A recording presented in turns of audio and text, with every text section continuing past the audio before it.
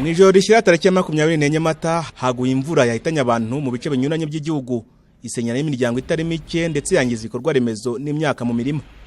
Mu mujyi wa Kigali mu murenge wa Kinyinya umuryango w'abantu 4 ni ukuvuga umugabo, umugore n'abana babo 2 bahitanywe n'iyi mvura. Baseme Ezekiel warucumbikiye umuryango aravuga uko byagenze. Numva kiraguye. Ako kanya nahise ntaka.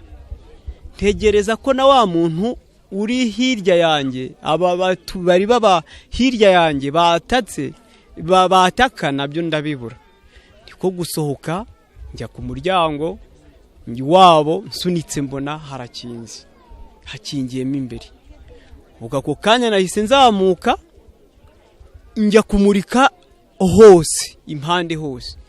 Nkimurika kuko nkimurika nsanga bo uko bari baryamye cya gikuta cyaguye cy'amabuye cyo haruguru cyahise gitobora kibasanga mu nzu imbere. Ahitwa Nyacyonga mu murenge wa Jabana abasore 2 bari bacumitse mu kagari Kangiryi mu karere ka Gasabo bapfuye baguriwe n'umukingo wahitanye urukuta rw'inzu bari baryamyemo. Abaturage basanga ikibazo cy'imyubakire kiri mu bihurwaho ibibiza. Nari ngiye guhakwibereshi nsize abana mu rugo mu kagoroba baryamye. Ngiye kumva numva barampamagaye bambwira ko inzima z'abana. Ndagenda ngeze mu rugo nsanga Imana ikinze ukuboko igikuta cyarakatse abana bariruka kiraza gitaba matera bari baryamyeho. Kuko urabona nubwo ibingibi byabaye ntibyarangiye nejo bizagaruka. Uburombona abaturage batagoma mu bibazo bimeze gutya mbona nkamwe abayobozi mwakwiye kubakorera ubuvugizi bakabakura ahantu himanga gutya. Inzu hagati yayo urukuta n'umukingo harimo santimetero 70. Santimetero 70 zonyine. Bityo byari ngombwa ko kubera ari na rukarakara ni igitaka cyamanutse kijya mu kindi kandi rukarakara yitose ihita ihirima ari nijoro abasore bashobora kuba banasinziriye.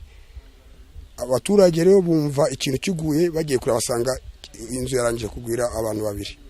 Ministre ushinzwe imicungire y'ibiza n'impunzi de Bonheur Jeanne d'Arc yifatanyije nimwe mu miryango yabuza babo bahitanywe n'iyi mvura haba mu kubafata mu mugongo no kubashyingura gusa anabashishikariza kuva mu miturire yashyira ubuzima bwabo mu kaga. Abaturage ubwabo bakwiye kuba babyumva bakihutira kwimuka kuko iyo umuturanyi burya agize ikibazo bihita bigubera urugero ukareba niba azize murabona ko nk'hariya twarebye bahitanywe n'umukingo wabagwiriye inzira bagwira. Iyo umuturage rero uhegereye abakwiye kubibona nabo bikamubera icyitegererezo akihutira kuhimuka byibura akabarebye hacumbika ariko turanakorana na Minaroke kugira ngo hashakishwe ibisubizo mu buryo bwihuse ku buryo abo bigaragara ko bari mu kaga koko kubera iyi mvura ikabije bareba aho baba bacumbikiwe. Imibare ya Minisiteri y'Imicungire y'Ibiza n'Impunzi ivuga ko imvura yo mu ijoro ryakeye kuri wa kabiri yahitanye abantu 19 barimo 9 bo mu karere ka Gasabo mu mujyi wa Kigali 7 bo muri Rulindo na 3 ba Gatsibo.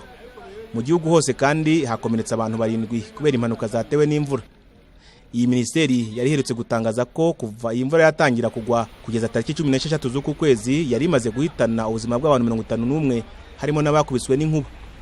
Gusa kugeza ubwo twakoraga iyi nkuru Midimari yavuga ko kirimo gukora igenzura ngo hamenyekane ingano y'ibindi byangijwe n'iyi mvura nk'inzu zasenyutse imihanda n'imyaka.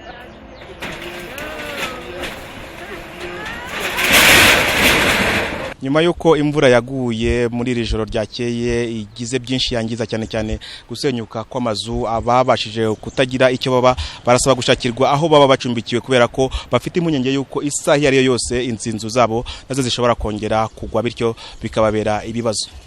Jean Claude Mutuyezu, Televiziyo Rwanda i Kigali.